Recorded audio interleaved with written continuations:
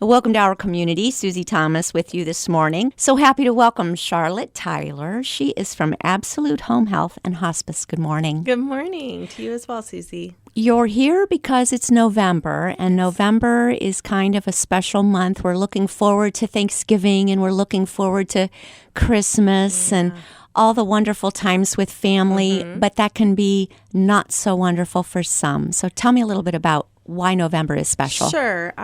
So the month of November is Hospice and Palliative Care Month. And with Absolute Hospice and Home Health and Palliative, we are really excited to bring a lot of awareness to our community about our hospice and palliative care and the benefits that it can provide for friends and family and the loved ones that we have. Let it be people we've lost or people that might be suffering with a chronic or terminal illness. A lot of us are aware of what hospice means, although it doesn't mean what it used to mean. Correct. But many of us are not familiar with the word palliative. So help me understand what you mean. Sure. Palliative is a patient who might still be working in the community or someone who may be still seeking cancer treatment, but is not ready to give up on that treatment, but is having chronic pain or a lot of other issues that might be going on with it. And it's like a stepping stone to that hospice care. We can, we have a great nurse with our palliative program. She comes out, she follows that patient, let it be monthly visits or once a week visits or just calling to check in on the patient. And she can address any issues that might be going on and be that bridge between the physician and maybe that bridge when they're ready to say enough is enough and I just want to enjoy what time I have left and switch to that hospice. Okay.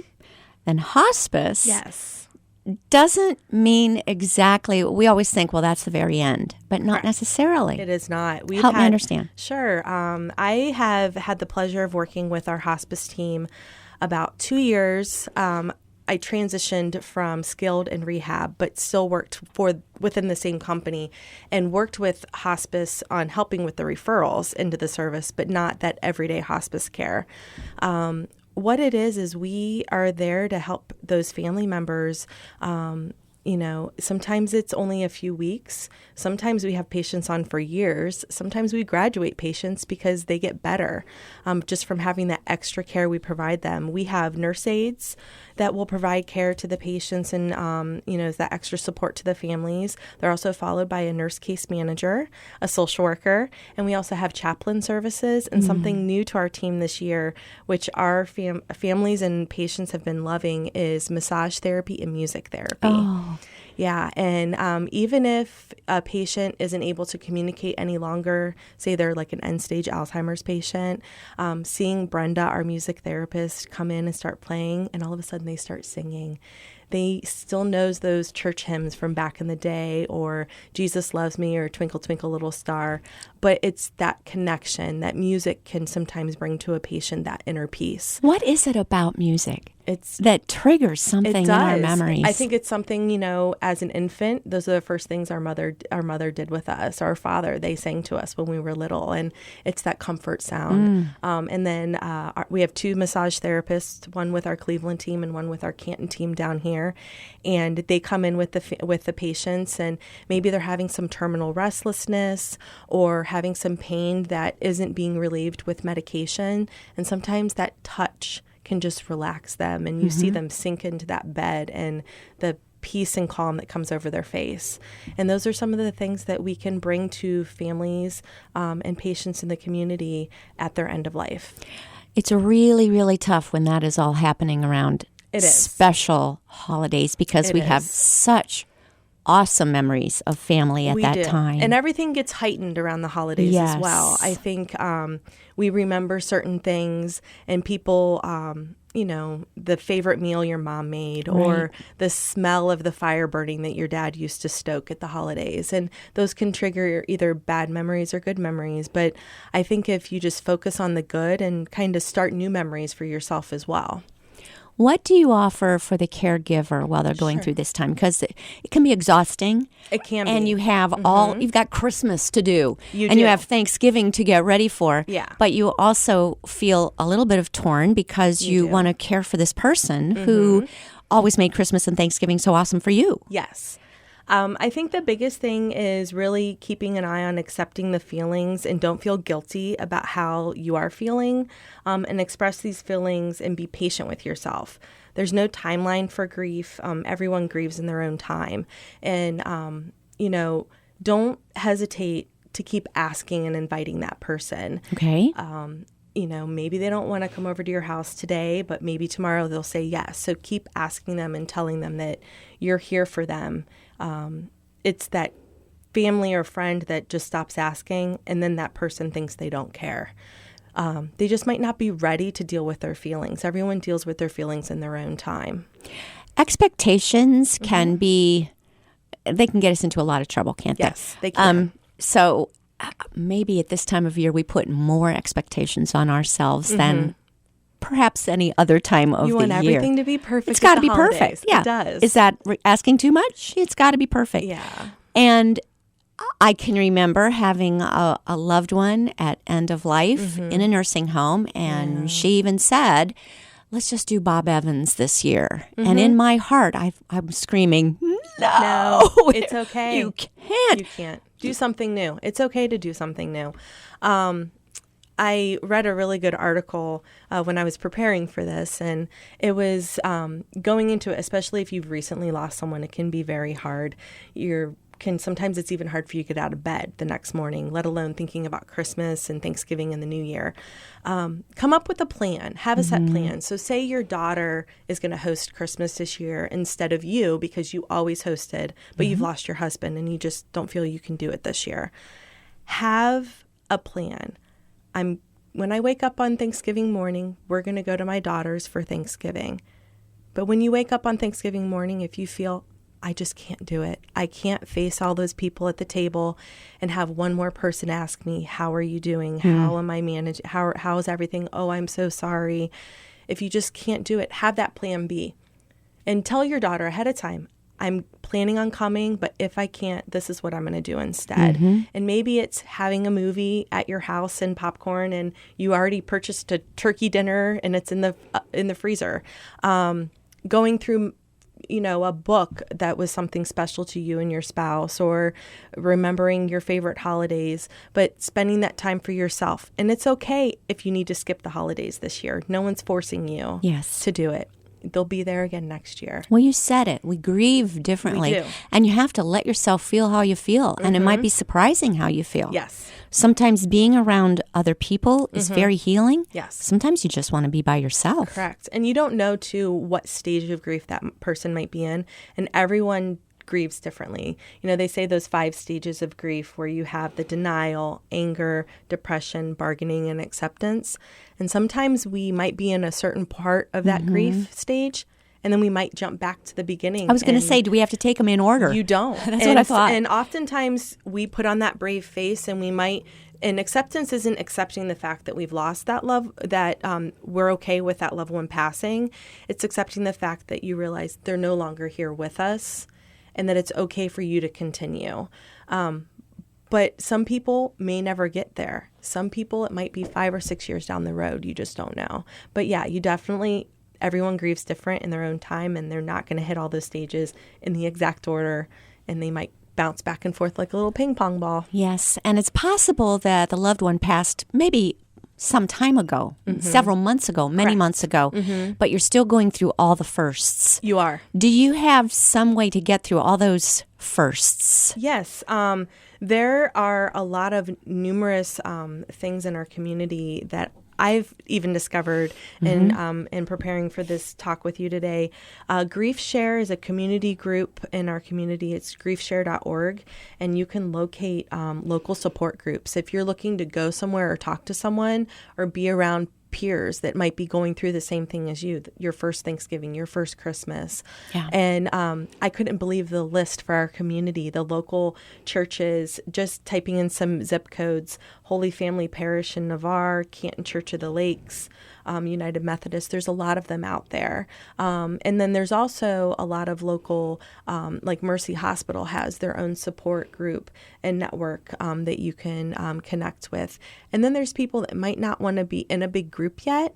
There's a lot of online groups as well, but I would always lead caution in that because you don't know with some of these online networks. Somebody could just be a predator. Correct. Looking for somebody vulnerable. But and there's also ways to deal with it too, is maybe uncovering a new hobby or a hobby that we gave up because we were so occupied and caring or taking care of that loved one, and we realized we really loved to knit, or we really liked to go and donate our time at the soup kitchen or the homeless shelter, and we gave that up. And let's get back to us a little bit. And sometimes when you take that time for yourself and reflect back on you, you start to heal. And you start to feel like yourself again. You do. Mm-hmm. Super tough when someone passes on a holiday. Oh, yes. Very. Because how is Thanksgiving ever the same again? Yeah. How do we get through that? I think the biggest thing I would probably stress with families is it's okay to remember that they're no longer here. And it's okay to grieve that they're not at the table, and maybe setting a new tradition. So especially for the first holiday, maybe it was your grandmother who was the staple and wanted to make sure you had every side dish that she ever made. The one with all the good recipes. Yes, the one with all the good recipes. Maybe you remember her by doing all those good recipes. Yes. Or maybe you remember her by setting a place at the table that day. And at the head of the table, and it's a way for her to still be there with you, even though she isn't. She's there. She is there. She's there through all of the people around that are smiling around the table, and you can give thanks to because she was there and involved in your life and gave you those recipes. But maybe too, it's too hard for you to have those recipes at that table because you just can't. I can't have that green bean casserole, those sweet potato casserole because my grandma's not here. Start a new tradition. Okay. Maybe there's meals that you really enjoy that grandma did not. Maybe you want lasagna, and oh my goodness, is that allowed? Lasagna or spaghetti and meatballs. I have a lot of Italian families, and those are their lasagna. That's what they have at Thanksgiving. They don't have the normal, not saying normal, but the other things that people eat. So maybe you start something new and go a little rogue and start something as a new tradition. And everyone can chuckle and say, oh my gosh, Grandma would be rolling over right now if she saw lasagna on the table. But maybe that's something you can do to try and help. And like I said, too, if it's just too hard for the first Thanksgiving, it's okay to skip it. And maybe you do your Thanksgiving the day after Thanksgiving, or you do it that weekend. Or maybe instead of cooking this year, you go somewhere else, or you just stay home. All good ideas. Where did you find that list of support groups? Sure. Are they online, or did you just Google something? Well, I kind of said did put in Google for support in the community, but I also had one of my coworkers, our chaplain, really enjoys the griefshare.org, and they have a lot of great things that they can provide. There's research and information.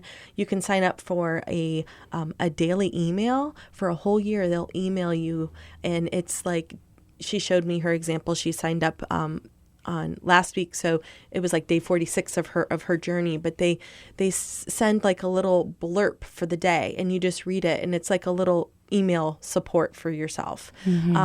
And then you can also look at the local support groups that are in the community as well. You're being a social worker. I'm hoping that you're able to point us in the right direction, but Thanksgiving can be a very depressing time for people going through this. Yes. I would recommend stay off Facebook. You don't want to see the pictures of all the happy families gathering. Disconnect. Really, if you need to disconnect, it's fine. It's hard. Oftentimes, a lot of people don't even have regular landlines anymore, so they need their cell phone at all times right by them, kind of like it's like a beating part of their body. But it's okay to turn it off. I also tell families that you're allowed to feel those feelings. Yes. Don't let someone tell you you shouldn't be feeling sad anymore. You shouldn't be feeling angry. Journal, or if you're more techie, do like an online video diary. Get those feelings out. Sometimes when you're getting those feelings out, it can be a way to help heal as well. Stay away from other people's highlight reel that day. Yeah, but true. But maybe have a lifeline of someone you could call if it really becomes overwhelming. Yes, very. And there are other.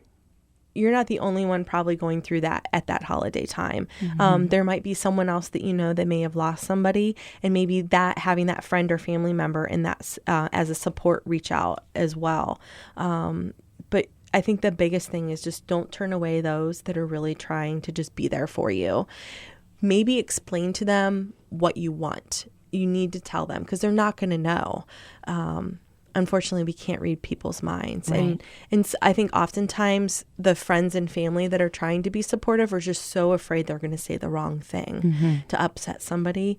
Maybe just saying, I really don't know what to say, but I'm here for you if you need someone to cry to, if you need someone to express, your frustrations or anger that your mom or your dad or your husband isn't here at the table. Just let them know that you're here. We're speaking with Charlotte Tyler from Absolute Home Health and Hospice. We'll be back after these words. You're listening to Our Community.